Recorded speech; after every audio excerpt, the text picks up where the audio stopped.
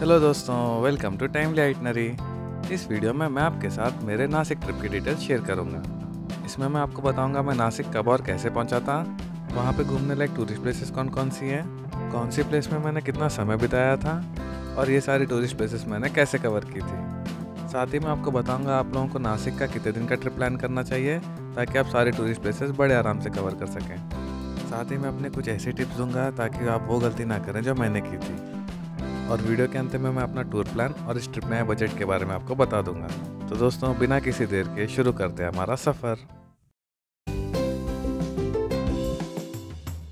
तो दोस्तों, नासिक तक पहुंचने की शुरुआत मैंने शिरडी से की थी। शिरडी से नासिक तक का सफ़र मैंने बस में तय किया था। शिरडी के बस स्टैंड से मैं सुबह 10:15 को निकला था और ये 95 किलोमीटर का सफ़र तय करते हुए नासिक के महामार्ग बस स्टैंड तक मैं दोपहर के 12:35 तक पहुँच गया था। नासिक घूमने के लिए मैंने 2 व्हीलर की बुकिंग पहले ही करा दी थी। बाइक रेंटल का पिकअप पॉइंट इंदिरा नगर डी-मार्ट के पास था, जिसका डिस्टेंस महामार्ग बस स्टैंड से कुछ 2.5 किलोमीटर है। दोस्तों, शिरडी से लेकर यहाँ नासिक के बाइक पिकअप पॉइंट तक पहुँचने की सफ़र की डिटेल्स मैंने ऑलरेडी इस वीडियो में दी है, जिसका लिंक डिस्क्रिप्शन में है। बाइक रेंट हमें 500 रुपये पर डे के हिसाब से मिल गई थी और कुछ 15 मिनट में बाइक रेंट लेके हम लोग बाहर पेट्रोल भराने चल दिए थे। बाहर पेट्रोल पंप में हम लोगों ने कुछ 350 रुपीज़ का पेट्रोल भरा लिया था और यहाँ से हम लोगों ने नासिक घूमने का सिलसिला शुरू किया। दोस्तों, नासिक के 2 दिन के ट्रिप प्लान में आप ये सारे टॉप टूरिस्ट प्लेसेस देख सकते हैं, जिसमें डे 1 में आप लोग ऑरेंज कलर वाले टूरिस्ट प्लेसेस देख सकते हैं और डे 2 में वायलेट कलर वाले टूरिस्ट प्लेसेस कवर कर सकते हैं। हमारा जैसे कि एक ही दिन का टूर प्लान था, तो हम लोग सबसे पहले पांडवलेनी केव्स देखने चल दिए। यहाँ से निकलते निकलते हमें दोपहर के 1:30 हो गए थे। एक्चुअली प्लान के हिसाब से हमें पहले मुक्तिधाम मंदिर जाना था, लेकिन लेट होने के कारण हम लोगों ने उसे स्किप कर दिया। दोस्तों, यहाँ मेरी सजेशन ये है, अगर आप ज़्यादातर प्लेसेस कवर करना चाहते हैं तो ट्रिप की शुरुआत थोड़ी जल्दी करें। बाइक रेंटल से पांडवलेनी केव का डिस्टेंस कुछ 7.6 किलोमीटर है। दोस्तों, ये जो सामने आपको पहाड़ दिख रहा है, इसी में पांडवलेनी केव्स बनी है और यहाँ आते आते हमें दोपहर के 1:50 हो गए थे। यहाँ नीचे पार्किंग में हम लोगों ने हमारी एक्टिवा खड़ी कर दी थी और अंदर की तरफ चल दिए। दोस्तों, यहाँ से ऊपर पांडवलेनी केव्स का डिस्टेंस कुछ 400 मीटर है और ये 400 मीटर की आपको चढ़ाई चढ़नी होती है। जैसे जैसे आप ऊपर चढ़ते रहेंगे, आपको नासिक शहर के सुंदर नज़ारे दिखते रहेंगे। इन सुंदर नज़ारों का आनंद लेते हुए कुछ 15 मिनट में हम लोग ऊपर तक पहुंच गए थे। यहाँ सामने इसका टिकट काउंटर है। काउंटर से टिकट लेके फिर हम लोग अंदर की ओर चल दिए। तो अंदर की तरफ वीडियोग्राफी मना कर रखी थी, ओनली फोटोग्राफ्स अलाउड थी। फिर भी मैंने परमिशन लेके कुछ वीडियो शूट किए हैं। दोस्तों, यहाँ ऊपर की लोकेशन में टोटल 24 केव्स बनी हुई हैं। लोगों की मान्यता यह है, पांडव अपने वनवास के दौरान यहाँ भी रहे थे, इसलिए इनका नाम पांडवलेनी केव्स पड़ा। ये केव्स कुछ 2000 साल पुरानी है और इन केव्स को ये पहाड़ काट के बनाया गया था। इन केव्स को त्रिरश्मि बुद्धा केव्स भी कहते हैं, क्योंकि इन केव्स के अंदर आपको काफ़ी सारे बुद्धा के स्टैचूज देखने को मिल जाएंगे। जैसा कि आप देख सकते हैं, कुछ केव्स काफ़ी अंदर तक फैली हुई है और इनके अंदर आपको बड़ी बड़ी बुद्धा जी की स्टैचूज देखने को मिल जाएंगे। इन केव्स के अंदर काफ़ी ठंडक थी और इन्हें अंदर जाके एक्सप्लोर करने में काफ़ी अच्छा लग रहा था। ये केव्स एक के बगल में एक लाइन से बनी हुई है। यहाँ अंदर लेफ्ट साइड की तरफ एक हनुमान जी की मूर्ति भी थी। आपको कुछ केव्स के सामने QR कोड भी मिल जाएंगे, जिसे स्कैन करके आप उस केव्स के बारे में जान सकते हैं और यहाँ से नासिक शहर के नज़ारे आपको काफ़ी सुंदर दिखेंगे। हम लोगों ने यहाँ पे कुछ 1.5 घंटा स्पेंड किया था। यहाँ पे आप आराम से 2 से 2.5 घंटे स्पेंड कर सकते हैं। लेफ्ट साइड केव्स को इस जगह तक एक्सप्लोर करके फिर हम लोग राइट साइड देखने चल दिए। अगर आप कुछ समय शांति और एकांत में बिताना चाहते हैं तो ये जगह आपके लिए परफेक्ट है। इन शानदार केव्स को एक्सप्लोर करके फिर हम लोग बाहर की तरफ आ गए थे और यहाँ से हम नीचे की तरफ चल दिए। यहाँ ऊपर से नीचे पार्किंग तक जाने में हमें कुछ 10 मिनट लगे थे और नीचे आते आते हमें दोपहर के 3:15 हो गए थे। यहाँ से हम लोग इसी के बगल में त्रिरश्मि बुद्धा स्मारक देखने चल दिए, जिसका डिस्टेंस कुछ 600 मीटर है। इस एरिया में मुझे खाने पीने के ऑप्शन ज़्यादा नहीं दिखे थे, इस बात का आप ध्यान रखें। कुछ 2 मिनट में हम लोग यहाँ पे पहुँच गए थे। हमारी गाड़ी हम लोगों ने लेफ्ट साइड पार्क कर दी थी और उसी के सामने अंदर त्रिरश्मि बुद्धा स्मारक देखने चल दिए। इसका एंट्रेंस यहाँ सामने इस गेट से ही था। दोस्तों, इस लोकेशन में काफ़ी शांति थी और यहाँ पे काफ़ी अच्छा लग रहा था। कॉम्प्लेक्स के अंदर जाते समय बाहर का लैंडस्केप काफ़ी सुंदर था। दोस्तों, इस कॉम्प्लेक्स के अंदर बुद्धा जी की एक विशाल स्टैचू है जो कि अभय मुद्रा पोज में है। अंदर से हॉल काफ़ी विशाल था। यहाँ बैठकर मेडिटेशन करने पे आप लोग कॉन्सेंट्रेट जल्दी कर पाएंगे। 10 मिनट हम लोगों ने यहाँ पे टाइम स्पेंड किया था और उसके बाद फिर बाहर की ओर चल दिए। यहाँ से निकलते निकलते हमें दोपहर के 3:30 हो गए थे। यहाँ से हम हमारे अगली डेस्टिनेशन धर्मचक्र प्रभाव जैन मंदिर देखने चल दिए, जिसका डिस्टेंस कुछ 3.5 किलोमीटर था।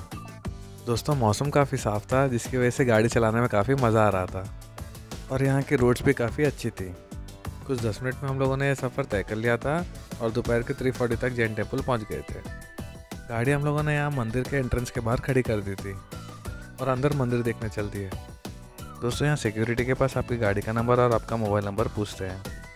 अगर आप 4 व्हीलर से आ रहे हैं तो गेट के अंदर यहाँ बड़ी पार्किंग स्पेस में अपनी गाड़ी खड़ी कर सकते हैं। यहाँ से आगे बढ़ के हम लोग अंदर की तरफ चल दिए और यहाँ अंदर का नज़ारा कुछ ऐसा था। यहाँ का लुक काफ़ी सुंदर दिख रहा था। दोस्तों, यहाँ पे आपको ब्रेकफास्ट, लंच, टी और स्नैक्स भी मिल जाता है अपने शेड्यूल टाइम पे। और यहाँ का सारा भोजन जैन स्टाइल में ही मिलता है। यहाँ पे एकोमोडेशन फैसिलिटी भी है, लेकिन सिर्फ जैन लोगों को ही। दोस्तों, ये लोकेशन एक फेमस टूरिस्ट स्पॉट होने के साथ साथ एक खूबसूरत पिलग्रिमेज सेंटर की तरह भी फेमस हो रही है। यहाँ के सुंदर नज़ारे देखते हुए हम लोग अंदर मंदिर की तरफ चल दिए। दोस्तों, मंदिर के पास जाने के लिए बीच में एक वॉकवे बना है, जिसकी दोनों तरफ गार्डन बने हैं, जिसमें बच्चों के खेलने के लिए चिल्ड्रन प्ले एरिया भी बना है। यहाँ आगे चलते चलते सामने कमान से राइट टर्न लेने पे आप लोग मंदिर देख सकते हैं। यहाँ का लैंडस्केप इतना सुंदर था, यहाँ से चलते हुए काफ़ी शांति महसूस हो रही थी।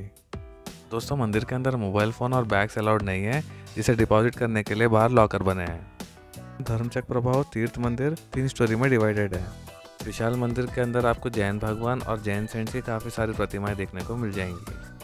दोस्तों, ये मंदिर पिंक सैंडस्टोन और मार्बल से बनाया गया है और बाहर के साथ साथ इसके अंदर का आर्किटेक्चर भी काफ़ी सुंदर है और मंदिर की ऊंचाई से आपको नज़ारे काफ़ी सुंदर दिखेंगे। मंदिर के 3 फ्लोर में आराम से दर्शन करने में हमें कुछ आधा घंटा लगा था। दर्शन करने के बाद फिर हम लोग बाहर की ओर चल दिए। शाम के कुछ 4:30 हो गए थे और यहाँ हम लोगों ने कैंटीन में चाय पी ली थी। यहाँ की चाय भी काफ़ी अच्छी थी। कुछ और समय यहाँ स्पेंड करने के बाद फिर हम लोग बाहर की ओर चल दिए। मंदिर से बाहर आते आते हमें शाम के 4:30 हो गए थे और यहाँ से हम लोग हमारी नेक्स्ट डेस्टिनेशन कॉइन म्यूज़ियम देखने चल दिए, जिसका डिस्टेंस जैन टेम्पल से कुछ 18 किलोमीटर है। जैन मंदिर से कॉइन म्यूज़ियम का जो रास्ता था वो भी काफ़ी खूबसूरत था। रास्ते की सुंदरता देख के ऐसा लग रहा था जैसे कि हम किसी फॉरेन लोकेशन में आ गए हों। ये सुंदर सफ़र तय करने में हमें कुछ आधा घंटा लगा था और शाम के लगभग 5 बजे तक हम लोग कॉइन म्यूज़ियम पहुँच गए थे।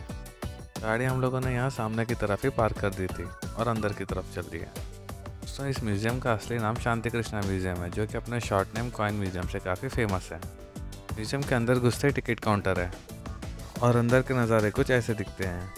दोस्तों, इस म्यूज़ियम के अंदर आपको कॉइन की सारी हिस्ट्री जानने को मिल जाएगी, जैसे कि दुनिया में कॉइन कैसे आई, उसका ट्रेड सिस्टम कैसे चलता था, कॉइन को कैसे बनाया जाता था और बाकी सारी डिटेल्स। इस म्यूज़ियम के अंदर आपको पुराने ज़माने से कॉइन से लेकर अभी तक के करेंसी की फ़ोटोज़ देखने को मिल जाएंगी। ये म्यूज़ियम अंदर से काफ़ी बड़ा है। यहाँ अंदर एक छोटा सा खूबसूरत मॉडल बना है, जिसमें आप देख सकते हैं उस ज़माने में लोग कॉइन कैसे बनाते थे और कॉइन बनाने के लिए कौन कौन से औजार और डाइस यूज़ की जाती थी। अगर आपको कॉइन्स और करेंसी में इंटरेस्ट है तो आप ये म्यूज़ियम ज़रूर विज़िट करें। अगर आप म्यूज़ियम की सारी डिटेल्स आराम से देखेंगे तो आपको कम से कम 1.5 से 2 घंटे लग जाएंगे। और अगर आप कॉइन्स देखने में उतने इंटरेस्टेड नहीं है तो आप इस जगह स्किप कर सकते हैं। मैंने कुछ 20 मिनट में जगह एक्सप्लोर कर ली थी और 5:25 तक मैं बाहर आ गया था। यहाँ से फिर मैं अपनी अगली डेस्टिनेशन त्र्यंबकेश्वर मंदिर देखने चल दिया, जिसका डिस्टेंस कुछ 9.1 किलोमीटर है। त्र्यंबकेश्वर ज्योतिर्लिंग जाते समय जो लेफ्ट साइड आपको पहाड़ दिख रहा है, ये अंजनेरी पहाड़ है। कहते हैं यहीं पे श्री हनुमान भगवान जी का जन्म हुआ था। इस रास्ते के सफ़र के नज़ारे भी काफ़ी सुंदर थे और जैसा कि मैंने कहा था, यहाँ की रोड्स वगैरह तो काफ़ी अच्छी हैं।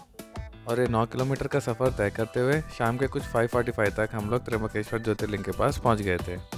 एक्टिवा हम लोगों ने रोड के पास ही खड़ी कर दी थी और अंदर मंदिर की तरफ चल दिए, क्योंकि इस पॉइंट के आगे मंदिर की तरफ 2 व्हीलर या 4 व्हीलर ले जाना मना है।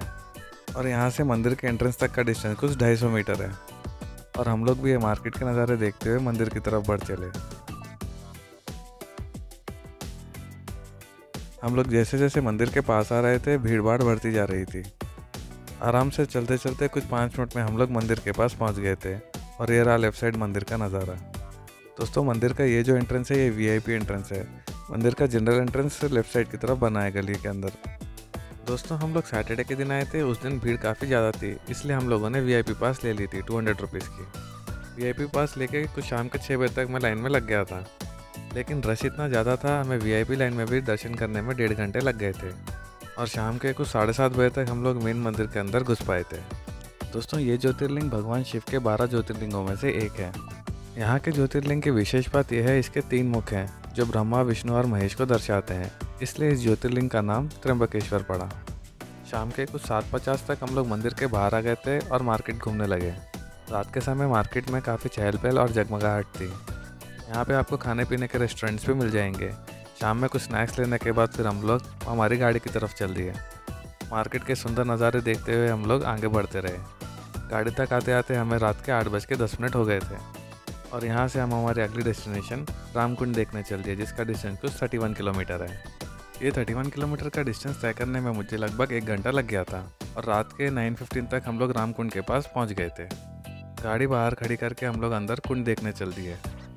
दोस्तों, यहाँ रामकुंड में आप लोग छोटे छोटे काफ़ी सारे मंदिर देख सकते हैं और इसके ठीक सामने कपिलेश्वर महादेव मंदिर भी है। इसी लोकेशन से कुछ 400 मीटर की दूरी पे पंचवटी है, जहाँ पे भगवान राम ने अपने वनवास का कुछ समय बिताया था। पंचवटी में आप सीता गुफा देख सकते हैं और 5 बनियन के पेड़ हैं, जिसके कारण उसका नाम पंचवटी पड़ा। रात के समय रामकुंड के नज़ारे कुछ ऐसे दिख रहे थे। और ये जो नदी आप देख रहे हैं, ये गोदावरी नदी है, जो इंडिया की सेकंड लॉन्गेस्ट नदी है। इस नदी का ओरिजिन पॉइंट त्र्यंबकेश्वर में है। दोस्तों, कहते हैं भगवान श्री राम अपने वनवास के दौरान यहाँ पे स्नान करते थे और इस जगह की इम्पोर्टेंस इतनी है, यहाँ पे हर 12 साल में एक बार कुंभ मेला भी होता है।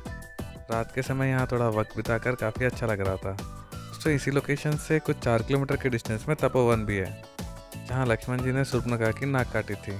समय कम होने के कारण हम लोग ये सारे पॉइंट्स विजिट नहीं कर पाए थे, इसलिए आप जब भी आए कम से कम 2 दिन का प्लान बना के आए, ताकि ये सारी टूरिस्ट प्लेसेस आप बड़े आराम से कवर कर सकें। रात के 9:45 तक हम लोगों ने यहाँ समय बिताया। उसके बाद फिर हम लोग हमारी बाइक रिटर्न करने चल दिए, जिसका डिस्टेंस कुछ 4.6 किलोमीटर था। रात के 10:05 तक हम लोग यहाँ पे आ गए थे और गाड़ी रिटर्न कर दी थी। बाइक रिटर्न करने के बाद हम लोग फिर द्वारका सर्कल चले गए थे और वहाँ से शिरडी चले गए थे, जिसकी डिटेल्स मैंने ऑलरेडी इस वीडियो में दी है। वीडियो का लिंक डिस्क्रिप्शन में है। तो दोस्तों, इस वीडियो में बस इतना ही। अगर वीडियो आपको पसंद आया तो प्लीज़ वीडियो को लाइक एंड चैनल को सब्सक्राइब ज़रूर करें। जल्दी मिलते हैं अगले वीडियो में, तब तक के लिए धन्यवाद।